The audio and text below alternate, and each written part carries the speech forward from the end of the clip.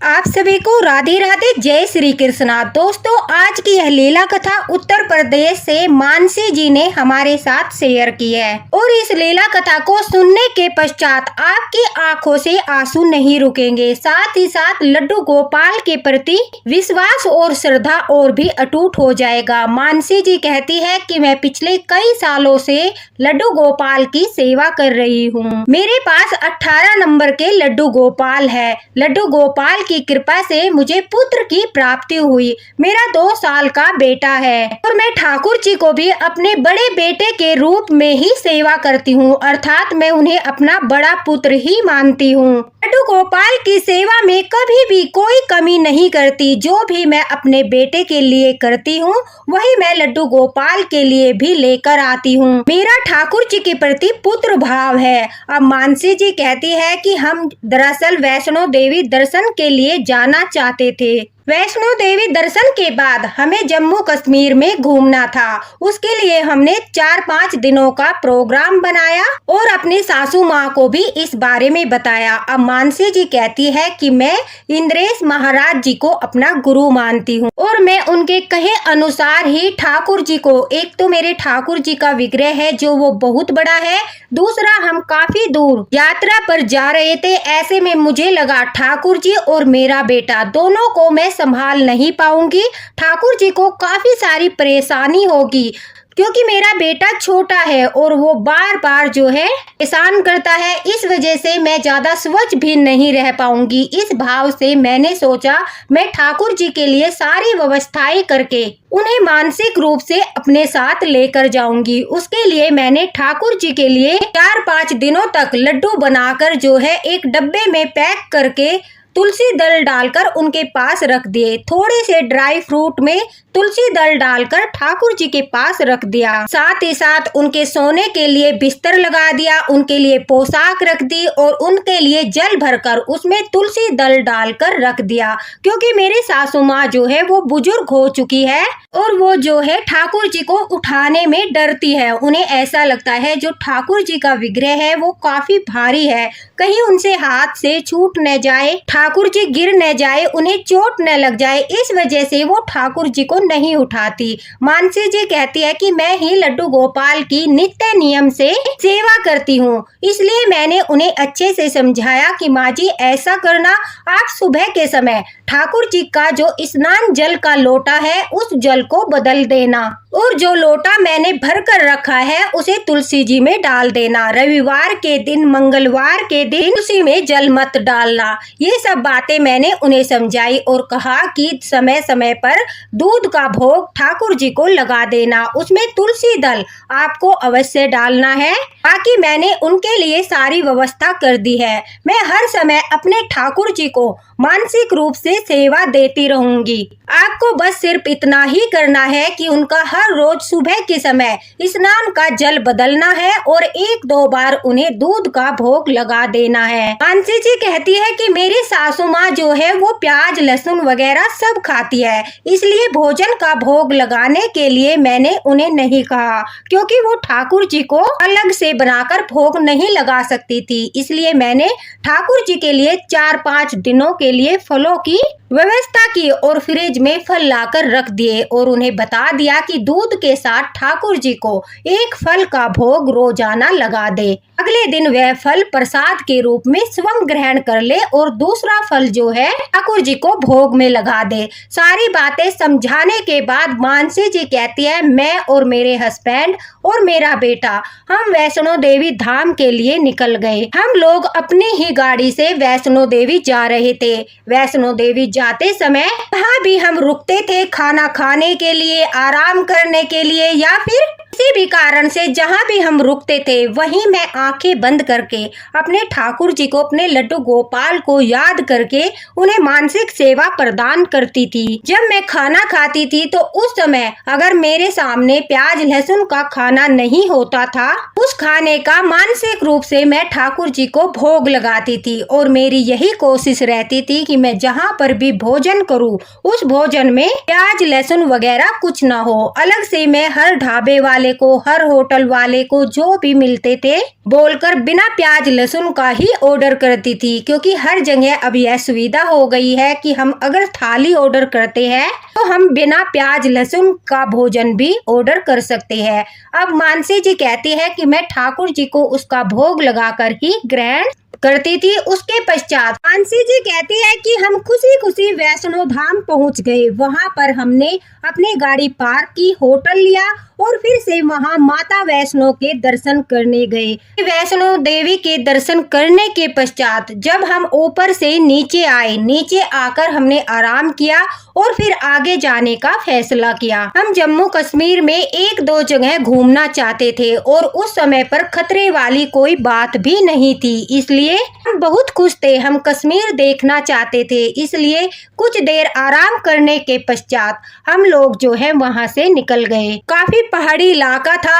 जाते समय हमारी गाड़ी जो थी वो बहुत तेज रफ्तार से चल रही थी। मानसी जी कहती है कि संध्या का समय हो चुका था, यानी शाम होने को आई थी, तो मैं शाम की आरती और शाम की पूजा के लिए अपनी आंखें बंद करके ठाकुर जी का, अपने लड्डू गोपाल का ध्यान लगा रही थी, उन्हें याद कर रही थी। मुझे बार बार हर समय अपने लड्डू गोपाल की याद आ रही थी। मुझे ऐसा लग रहा था कि काश मैं लड्डू गोपाल को भी अपने साथ लेकर आती। जिस तरह से मेरा बेटा जो है बहुत ज्यादा खुश है, तो लड्डू गोपाल भी हमारे साथ घूमकर इतना ही खुश होते।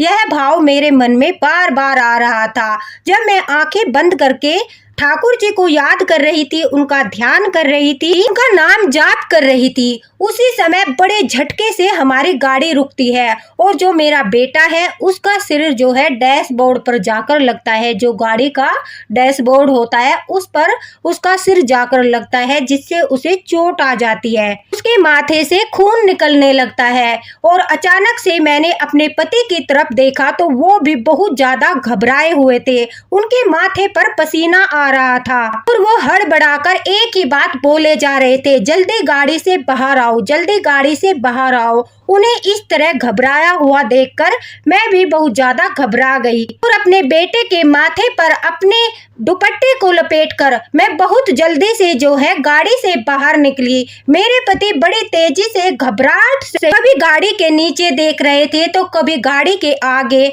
पीछे देख रहे थे, इधर उधर देख रहे थे और बहुत ज्यादा घबराए हुए थे। उन्हें इस प्रकार से घबराया हुआ देखकर मैंने उनसे पूछा कि आखिर हुआ क्या है, मुझे तो बताइए, आखिर आप इतना घबराए क्यों हो। तभी वह कहते हैं कि मेरी गाड़ी के नीचे अभी अभी एक बच्चा आया था। हम बड़ी तेजी से गाड़ी चला रहे थे, अचानक से एक बच्चा आया और वो मेरी गाड़ी से टकराया। मुझे ऐसा लगा कि उसकी मृत्यु हो गई, वो मेरी गाड़ी के नीचे आ गया।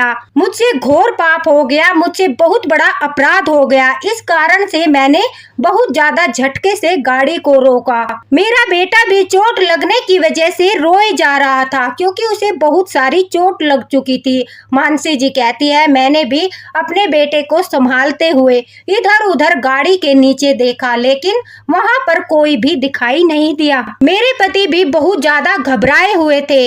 वह कहते हैं कि मैंने अपनी आंखों से देखा, एक बड़ी तेजी से एक बच्चा मेरी गाड़ी से टकराया था। मैंने प्रत्यक्ष आंखों से देखा था, यह मेरा वहम नहीं हो सकता। मानसी जी कहती है कि मैंने साइड में अपने पति को बिठाया, अपनी गोदी में अपने बेटे को लिया और उन्हें जो है थोड़ा सा शांत करते हुए कहा कि देखो, तुम काफी समय से गाड़ी चला रहे हो, थकावट की वजह से तुम्हें जो है नींद आ गई होगी, उस वजह से तुमने कोई हल्का सा सौपन देख लिया होगा। देखो यहाँ पर कोई नहीं है और न ही हमारी गाड़ी से कोई टकराया है। आप शांत हो जाइए, ठाकुर जी रक्षा करेंगे, कुछ भी अनुचित नहीं होगा। अब मानसी जी कहती है कि हमें देखकर वहाँ पर कुछ कश्मीरी लोग भी आ गए। उन लोगों ने मेरे पति की हालत देखी। मानसी जी कहती है कि उन्होंने बड़े अच्छे से बात की और मेरे पति को समझाते हुए कहा कि घबराइए मत, सब कुछ ठीक है और कोई दुर्घटना नहीं हुई। और देखिए यहाँ पर कोई बच्चा भी नहीं है, आप जो है बेकार में ही घबरा गए हो, ऐसा कुछ भी नहीं हुआ। उन लोगों ने सहारा देते हुए मेरे पति को गाड़ी में बिठाया। मानसी जी कहती है कि उन लोगों ने मेरे बच्चे की मदद के लिए भी पानी वगैरह दिया, उसके माथे पर कपड़ा बांधने में भी मदद की। उसके पश्चात हम वहाँ से निकलने लगे। मेरा बेटा चोट लगने की वजह से चुप ही नहीं हो रहा था। हमने सोचा कि कहीं आगे चलकर कोई ऐसा स्थान मिलेगा जहाँ पर हम अपने बच्चे की अच्छे से देखभाल करेंगे और थोड़ी देर रुककर फिर आगे का सफर तय करेंगे। वह कहते हैं कि मेरे पति घबराहट के कारण मुझसे कहते हैं कि हम 5 मिनट जो है गाड़ी में रुककर ही चलते हैं, क्योंकि अभी भी मुझे बहुत ज्यादा घबराहट हो रही है। थोड़ी सी घबराहट कम होने दो, उसके पश्चात हम आगे का सफर तय करेंगे। मैंने भी उनकी घबराहट को देखते हुए अपना सर हिला दिया। वो अपना मुंह पीछे की ओर कर आंखें बंद करके लेट गए। उसी समय मेरे मन में ख्याल आया कि शायद हमारे ठाकुर जी नाराज है, हमारे लड्डू गोपाल हमसे बहुत ज्यादा रुष्ट है। सासू माँ अच्छे से उनकी देखभाल नहीं कर पा रही है और वो मानसिक सेवा स्वीकार नहीं कर रहे हैं, क्योंकि हम यहाँ घूमने आए हैं, इतनी ज्यादा मस्ती कर रहे हैं, अपने बेटे का ध्यान रख रहे हैं, उसे खुशियाँ दे रहे हैं। लेकिन मेरे बाल गोपाल, मेरे लड्डू गोपाल, जिन्हें मैंने अपना बड़ा पुत्र माना, जिनके साथ मैंने पुत्र का भाव रखा, उन बाल गोपाल को मैं साथ लेकर नहीं आई। सासू माँ को उनकी सेवा की जिम्मेदारी सौंप दी। न जाने मेरे बाल गोपाल वहाँ पर किस प्रकार से परेशान हो रहे होंगे। सासू माँ उनकी देखभाल कर पा रही होगी या नहीं, वो मानसिक सेवा भी स्वीकार नहीं कर रहे। इसी कारण से हमारे साथ यह दुर्घटना हुई है। अचानक से मेरे पति को जो है भ्रम होना कि उनकी गाड़ी के सामने कोई बच्चा आ गया है और फिर मेरे बेटे को इतनी गहरी चोट लगना, यह दोनों बातें यही प्रमाणित करती है कि मेरे लड्डू गोपाल, मेरे ठाकुर जी मुझसे रुष्ट है, वो नाराज है। इसी कारण से उनकी दृष्टि हमारे ऊपर नहीं है, जिस वजह से हमारे साथ यह दुर्घटना हुई। यह सोचकर मानसी जी जोर जोर से रोने लगी और ठाकुर जी से माफी मांगने लगी। हे मेरे लड्डू गोपाल, हे मेरे माधव, मुझे माफ कर दीजिए। देखिए दोस्तों, मनुष्य स्वयं ही अपने मन में धारणा बना लेता है। जब उसके साथ दुर्घटना होती है तो वो सोचता है कि ठाकुर जी ने उनके साथ यह दुर्घटना की है। इसकी वजह कि ठाकुर जी ने उसके साथ यह दुर्घटना की है, उसे सोचना चाहिए कि ठाकुर जी ने कुछ अच्छा ही सोचा होगा, जिसकी वजह से उसके साथ यह हुआ है। और अपने विश्वास को टूटने नहीं देना चाहिए। ठाकुर जी पर विश्वास करते हुए उस दुख को सह जाना चाहिए, क्योंकि अवश्य ही अगर ठाकुर जी ने कोई दुख दिया है तो उसके पीछे कोई कारण है, कोई बड़ा कारण है, और जो तुम्हें बाद में पता चलता है। अब मानसी जी कहती है, मुझे रोता हुआ देखकर मेरे पति की भी आंखें खुल गई और वो चलने के लिए तैयार हो गए। अब हम कुछ दूर ही चले थे कि जाकर देखा बहुत ज्यादा भीड़ लगी हुई थी। वहाँ पर जैसे ही भीड़ को देखकर हमने गाड़ी रोकी। हमारे मन में फिर से विचार आया कि ठाकुर जी इतने रुष्ट है कि बार बार कोई न कोई अड़चन आ रही है। यह साक्षात प्रमाण है कि लड्डू गोपाल हमसे बहुत ज्यादा नाराज है। हम मानसी जी कहती है, मैं और मेरे पति हम दोनों अपने बेटे को लेकर गाड़ी से बाहर आए। गाड़ी से बाहर निकलने के पश्चात अब हमने बाहर का नजारा देखा तो हमारे रोंगटे खड़े हो गए, हमारे पैरों के नीचे से जमीन निकल गई और हमारी सांसें थम गई। हमने जब वहाँ पर उपस्थित लोगों से पूछा कि यह क्या हुआ है, तभी उन लोगों ने बताया कि मात्र 15 मिनट पहले यह पहाड़ी जो है वो सरक गई है, जिसके कारण से यहाँ पर बड़ी दुर्घटना हो सकती थी। यह तो भगवान की कृपा है कि यहाँ पर जब यह पहाड़ी सरकी और यह पत्थर ऊपर से नीचे की तरफ रोड पर आए, उस समय यहाँ पर कोई भी वाहन नहीं था, कोई गाड़ी नहीं थी और कोई भी व्यक्ति नहीं था। सब सुरक्षित है और कोई भी दुर्घटना होने से बच गई है। यह सुनते ही जो मानसी जी है वह कहती है कि मेरे पति ने मेरी तरफ देखा और देखकर कहा कि सही 15 मिनट पहले हमारी गाड़ी ही यहाँ से गुजरने वाली थी, लेकिन हमारे साथ रास्ते में दुर्घटना होने की वजह से हम 15 मिनट लेट हो गए और इस वजह से आज हम सुरक्षित हैं, हमारी जान बच गई है, क्योंकि यह दुर्घटना जो है हमारे साथ होने वाली थी। देखो अब टाइम देखो, मैंने पूरा कैलकुलेट किया है। सही 15 मिनट पहले अगर हमारे साथ वह दुर्घटना नहीं होती तो उस उस समय हम यहाँ पर होते और यह पत्थर हमारी गाड़ी के ऊपर होते। यह सुनकर मानसी जी कहती है मेरी आंखों में आंसू आ गई। मानसी जी कहती है यह बात सुनते ही मैंने अपने पति को कहा देखो तुम्हें जो भ्रम हुआ था कि तुम्हारी गाड़ी के सामने कोई बच्चा आ गया है, वह बच्चा कोई और नहीं स्वयं हमारे लड्डू गोपाल थे, क्योंकि मैं मानसिक रूप से उन्हें अपने साथ लेकर आई थी और वह जानते थे कि आगे दुर्घटना होने वाली है, बहुत बड़ा हादसा होने वाला है। इस वजह से उन्होंने यह तब लीला रची। तुम्हें अचानक से यह भ्रम होना कि तुम्हारी गाड़ी के सामने कोई बच्चा आ गया है और तुमसे अपराध हो गया है और बेटे का सर डैशबोर्ड में लगकर चोट लगना, ये दोनों बातें ही प्रमाणित करती है स्वयं लड्डू गोपाल ने हमारी रक्षा की। लड्डू गोपाल मानसिक रूप से हमारे साथ ही है, वो आदर्श रूप से आदर्श शक्ति के रूप में हमारे साथ साथ चल रहे हैं, हर कदम पर हमारी रक्षा कर रहे हैं। और मैं मूर्ख और पापी यही समझ रही थी कि मेरे लड्डू गोपाल तो मुझसे रुष्ट है, मेरे बाल गोपाल नाराज है, इस कारण से हमारे साथ यह बुरी घटना हुई। जबकि मेरे माधव तो, मेरे लड्डू गोपाल तो, जिन्हें मैं अपना बड़ा पुत्र मानती हूँ, वो हर पल हमारी रक्षा कर रहे हैं। और देखो उन्होंने बड़े दुर्घटना को एक छोटी सी चोट में परिवर्तित कर दिया।